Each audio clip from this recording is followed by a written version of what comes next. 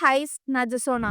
இன்னைக்கு நம்ம எத பத்தி பார்க்க போறோம் அப்படின்னு பார்த்தீங்கன்னா, டிவிகே கரூர்ல நடந்த பிரச்சாரத்துல மொத்தம் 41 பேர் உயிரிழந்திருக்காங்க. இந்த வழக்க சுப்ரீம் கோர்ட் எப்படி விசாரிக்கணும், யார் விசாரிக்கணும் அப்படிங்கிற மாதிரி இன்னைக்கு டீட்டெயிலா சொல்லியிருக்காங்க. சரியா?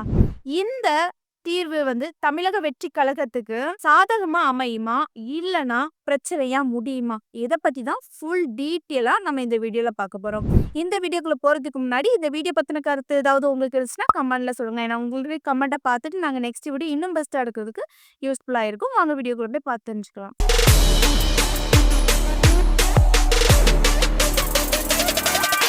ஃபர்ஸ்ட் நம்ம சம்பவத்துக்குள்ள போகும். இன்னைக்கு சுப்ரீம் கோர்ட் ஒரு உத்தரவு பிறப்பிச்சிருக்காங்க. என்ன அப்படின்னு பார்த்தீங்கன்னா, இந்த வழக்க சிபிஐக்கு மாற்றணும் அப்படிங்கிற மாதிரி சொல்லியிருக்காங்க. சரியா?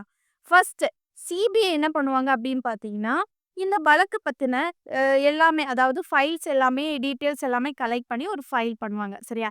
அந்த ஃபைல்ஸ யார்கிட்ட குடுப்பாங்க அப்படின்னு பார்த்தீங்கன்னா, இதுக்கும் தனியா எஸ்ஐடி அப்படிங்கிற மாதிரி ஒரு குழுவ நியமிச்சிருக்காங்க. அந்த ஃபைல்ஸ் டீட்டெயில்ஸ் எல்லாமே எஸ்ஐடிட்ட போய் குடுப்பாங்க. அந்த எஸ்ஐடியோட வேலை என்ன அப்படின்னு பார்த்தீங்கன்னா, சிபிஐ கரெக்ட்டா எல்லாமே கலெக்ட் பண்ணியிருக்காங்களா? இவங்க பண்ண விசாரணை கரெக்ட்டா? இதுல ஏதாவது ஒரு ப்ராப்ளம் இருக்குதா? அப்படிங்கிற மாதிரி அவங்க செக் பண்ணுவாங்க. இந்த எஸ்ஐடில யாரெல்லாம் இருக்காங்க அப்படின்னு பார்த்தீங்கன்னா, ஒரு ஓய்வு பெற்ற நீதிபதி, அது மட்டும் இல்லாம 2 ஐபிஎஸ் அதிகாரிகள் இருப்பாங்க. சரியா?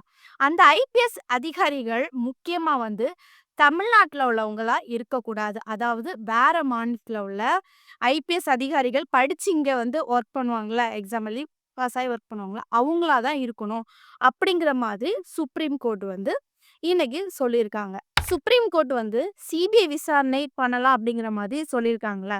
இது டிவிகேக்கு சாதகமா அமையுமா? அமையாதா? அப்படின்னு நம்ம பார்த்தோம்னா, அதாவது குறிப்பா இந்த கரூர்ல நடந்த சம்பவத்துக்கு அப்புறம் மொத்தம் 41 பேர் உயிரிழந்திருக்காங்க. அந்த சம்பவத்துக்கு அப்புறம் ஒரு 2 டேஸ்க்கு அப்புறம் தளபதி விஜய் அண்ணா ஒரு வீடியோ மூலமா சொல்லியிருந்தாங்க. அதுல ஒரு சின்ன வேர்ட்ஸ் சொல்லியிருந்தாங்க. என்ன அப்படின்னு பார்த்தீங்கன்னா, "சிஎம் சார் உங்களுக்கு பழி வாங்கணும்னு எண்ணம் இருந்துச்சுன்னா, என்ன பழி வாங்க மக்கள விட்டுருங்க." அப்படிங்கிற மாதிரி சொல்லியிருந்தாங்க. இதுல இருந்து என்ன தெரியுது அப்படின்னு பார்த்தீங்கன்னா, இந்த விசாரணைய நம்ம தமிழ்நாட்டுல உள்ள கவர்மெண்ட் அதாவது காவல்துறை அதிகாரிகள், அப்புறம் நீதிமன்ற அதிகாரிகள் இவங்க எல்லாருமே விசாரிக்கிறது தளபதி விஜய் அண்ணாவுக்கு சுத்தமா பிடிக்கல அப்படிங்கிற மாதிரி தான் தெரிய வருது. முக்கியமா என்ன அப்படின்னு பார்த்தீங்கன்னா, இதனால தான் தளபதி விஜய் அண்ணா சுப்ரீம் கோர்ட்டுக்கு மனு கொடுத்திருந்தாங்க. மனுல என்ன சொல்லியிருந்தாங்க அப்படின்னு பார்த்தீங்கன்னா, இந்த வழக்க எஸ்ஐடி நியமிச்சு எங்களுக்கு இந்த வழக்க டீட்டெயிலா நீங்க விசாரிக்கணும். நீங்க தான் எடுத்து பண்ணணும் அப்படிங்கிற மாதிரி மனு கொடுத்தாங்க. இத பயன்படுத்தி மத்த கட்சியினர்களும் வழக்கு தாக்கல் பண்ணியிருந்தாங்க. அதாவது குறிப்பா என்ன கேட்டிருந்தாங்க அப்படின்னு பார்த்தீங்கன்னா, சிபிஐ இந்த கரூர் சம்பவத்த வச்சு விசாரணை பண்ணணும். அவங்க தான் பண்ணணும். அவங்க தெளிவா என்ன நடந்துச்சு, யாரு பண்ணாங்க எல்லாமே அவங்க டீப்பையா தரணும் அப்படிங்கிற மாதிரி சொல்றாங்க. அந்த மத்த கட்சியினர்கள் யாரு அப்படின்னு பார்த்தீங்கன்னா, பாஜக, அதிமுக சரியா? இவங்களும் என்ன பண்ணாங்க அப்படின்னு பார்த்தீங்கன்னா, சிபிஐ அவங்க விசாரிக்கணும் அப்படிங்கிற மாதிரி சுப்ரீம் கோர்ட்ல வழக்கு பதிவு பண்ணியிருந்தாங்க. இப்படி நடந்துட்டு இருக்க சமயத்துல இன்னைக்கு சுப்ரீம் கோர்ட்ல சிபிஐ விசாரணை பண்ணலாம் அப்படிங்கிற மாதிரி சொல்லியிருக்காங்க. அது மட்டும் இல்லாம இன்னொரு குழு எஸ்ஐடியும் நியமிச்சிருக்கு. அந்த எஸ்ஐடியும் என்ன பண்ணுவாங்கன்னா, இந்த கம்ப்ளைண்ட் யார் பண்ணாங்க, என்ன டீட்டெயில்ஸ் சிபிஐ விசாரிச்சு என்ன பண்ணுவாங்கன்னா, அந்த எஸ்ஐடிட்ட கொண்டு குடுப்பாங்க. எஸ்ஐடி என்ன பண்ணுவாங்க அப்படின்னு பார்த்தீங்கன்னா, இது அவங்க பண்ணது கரெக்ட்டா, தப்பா, என்ன நடந்துச்சு, ஏது நடந்துச்சுன்னு சொல்லிட்டு அவங்க சரி பார்ப்பாங்க. சரியா? அவங்க சரி பார்த்துட்டு என்ன பண்ணுவாங்க அப்படின்னு பார்த்தீங்கன்னா, சரி கரெக்ட்டா இருக்குது அப்படின்னு பார்த்தீங்கன்னா, நீதிமன்றத்தில ஒப்படைப்பாங்க.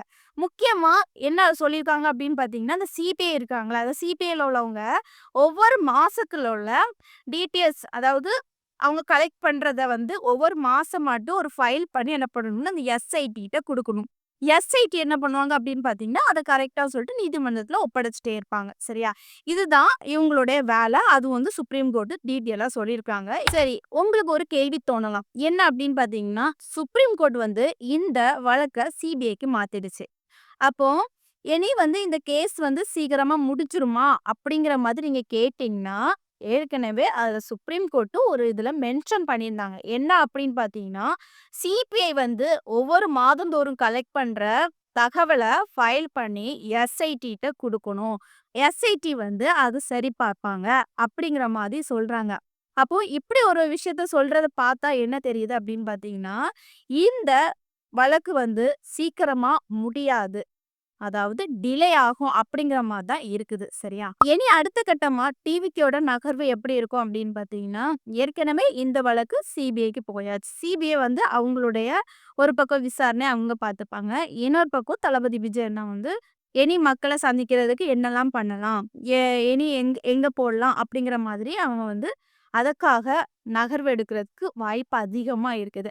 அப்படி அவங்க வந்து அதிகமா வந்து சரி நம்ம மக்கள சந்திக்கிறதுக்கு போலாம் அப்படின்னு நெனைச்சாங்கன்னா, என்னென்ன பாதுகாப்புலாம் பண்ணுவாங்க அப்படின்னு பார்த்தீங்கன்னா, மோஸ்ட்லி கரூர்ல நடந்த சம்பவத்தனால இனி ஒரு குறுகலான இடத்த வந்து என்னைக்குமே தேர்ந்தெடுக்க மாட்டாங்க. அதாவது அவங்க கேட்கறது வந்து பெரிய இடமா தான் கேட்டாங்க. பட் கவர்மெண்ட் வந்து காவல்துறை அதிகாரிகள் வந்து ஒரு குறிப்பிட்ட இடத்த குடுத்தாங்கல்ல. சரி அந்த இடத்துல வந்து அவங்க வந்து பிரச்சாரம் பண்ணாங்க. இனிமேல் அப்படி குடுத்தாலுமே அந்த இடத்த அவங்க சூஸ் பண்றதுக்கு வாய்ப்பு கிடையாது. சரி, இன்னொரு பக்கம் என்ன அப்படின்னு பார்த்தீங்கன்னா, ஆ அதிகமா வந்து பாதுகாப்பு கேட்பாங்க. அதாவது மக்கள பாதுகாக்கிறதுக்கு அதிகமா வந்து பாதுகாப்பு வேணும் அப்படிங்கிற மாதிரி காவல்துறை அதிகாரிகள வந்து ஏற்பாடு பண்ணுவாங்க. என்னோட கருத்து என்ன அப்படின்னு பார்த்தீங்கன்னா, தளபதி விஜய் அண்ணா அரசியல் பயணத்துல கரூர்ல மொத்தம் 41 பேர் உயிரிழந்திருக்காங்க. இந்த மாரி துயரமான சம்பவம் நடந்திருக்க கூடாது. பட் நடந்துடுச்சு. சரி இருந்தாலுமே இனி தளபதி விஜய் அண்ணா வந்து என்ன பண்ணணும்னா, கரூர் மக்கள என்ன பொறுத்தவரைக்கும் சந்திக்கணும் அப்படிங்கிற மாரி தான் சொல்றேன். அது மட்டும் இல்லாம, நான் கரூர்ல பாதிக்கப்பட்ட மக்கள்கிட்ட தளபதி விஜய் அண்ணா வந்து வீடியோ கால் மூலமா பேசிட்டு தான் வராங்க. பேசினது மட்டும் இல்லாம, இனி இந்த கேஸ் வந்து சிபிஐக்கு போயிடுச்சு. இனி தைரியமா கரூர்ல மக்கள் பாதிக்கப்பட்ட குடும்பத்திலேயே நான் சந்திக்க வாரேன் அப்படிங்கிற மாரி சொன்னாங்க. பட் சந்திக்க வரணும். மக்கள பார்க்கும் நேரத்தில வந்து அவங்களுக்கு குடுக்குற உதவி தொகையும் குடுக்கணும். அவங்கள்ட்ட நல்ல விதமா பேசணும். அது மட்டும் இல்லாம, இப்படியே தளபதி விஜய் அண்ணாவுக்கு இதுதான் ஃபர்ஸ்ட் வந்து அரசியல் பயணம். இருந்தாலும் இப்படியே இந்த சம்பவத்துக்கு அப்புறம் முடங்கி கிடக்காம, இனி அரசியல் பயணத்த தொடரணும். மேலும் மேலும் அவங்க வந்து வெளிய வந்து என்ன யாது என்ன நடக்குது அப்படிங்கிற மாரி பார்க்கணும். அதே மாதிரி தளபதி விஜய் அண்ணாவுக்கு வந்து நெறைய பேர் சப்போர்ட் பண்ணிட்டு வராங்க. தளபதி தொண்டர்கள் அதாவது இந்த கரூர் சம்பவம் நடந்ததுக்கு அப்புறம் தளபதி விஜய் அண்ணா காரணம் கிடையாது. அப்படிங்கிற மாரி பல விஷயம் அவங்களுடைய தொண்டர்கள் வந்து சப்போர்ட் பண்ணிட்டு வராங்க. பட் என்ன பொறுத்தவரைக்கும் என்ன அப்படின்னு பார்த்தீங்கன்னா, தளபதி விஜய் அண்ணா வந்து மீண்டு வரணும். அதாவது முடங்கியே கிடக்காம வெளிய வந்து மக்கள சந்திக்கணும் அப்படிங்கிற மாரி தான் நான் சொல்லுவேன். அது மட்டும் இல்லாம நம்ம எல்லாருமே இந்த வீடியோ பார்க்குற எல்லாருமே என்ன பண்ணுங்க அப்படின்னு பார்த்தீங்கன்னா, தளபதி விஜய் அண்ணாவுக்கு வந்து ஓட்டு போடுங்க. கண்டிப்பா 2026ல அவங்க வந்து ஜெயிக்கணும். ஜெயிச்சதுக்கு அப்புறம் வந்து மக்களுக்கு என்னென்னலாம் நிதி உதவி கிடைக்கலையோ, எல்லாத்துக்குமே தளபதி விஜய் அண்ணா வந்து சப்போர்ட் பண்ணுவாங்க. ஒருக்கா நம்ம வந்து ஜெயிக்க வைப்போம். ஃபர்ஸ்ட் டைம் வந்திருக்காங்க. நம்ம வந்து அவங்கள வந்து இப்படி கீழ தாக்கக்கூடாது. கண்டிப்பா அவங்க தான் 2026ல வந்து ஜெயிப்பாங்க. நீங்களும் ஜெயிக்க வச்சுருங்க. இந்த வீடியோ பத்தி நீங்க என்ன நினைக்கிறீங்க? தளபதி விஜய் அண்ணாவ உங்களுக்கு எந்த அளவு பிடிக்கும்? அதையும் கமெண்ட்ல சொல்லுங்க. நெக்ஸ்ட் ஒரு வீடியோல சந்திக்கிறேன். பாய்.